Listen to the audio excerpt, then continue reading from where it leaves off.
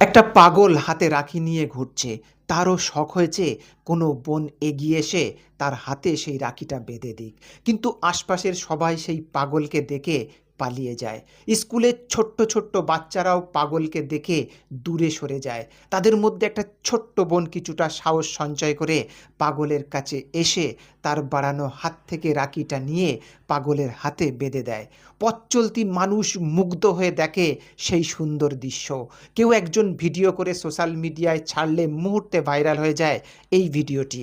পৃথিবীর সুন্দর মনের মানুষ রাখি বন্ধনের এই সুন্দর দৃশ্য দেখে প্রচুর শেয়ার করে ভিডিওটাকে ভাইরাল করে দেয়। রাখি বাঁধা হয়ে গেলে পাগল ওই ছোট্ট বোনটির পায়ের নিচে আনন্দে লুটিয়ে পড়ে। তারপর উঠে তার ফাটাচোরা জামার পকেট হাতড়ায়, কিন্তু ছোট্ট ওই বোনটাকে দেওয়ার মতো কিছুই নেই তার কাছে। একটা পাগলের শেষ সম্বল থাকে তার লাঠি, সেটাকেই উপহার হিসেবে দিয়ে দেয় বোনটাকে।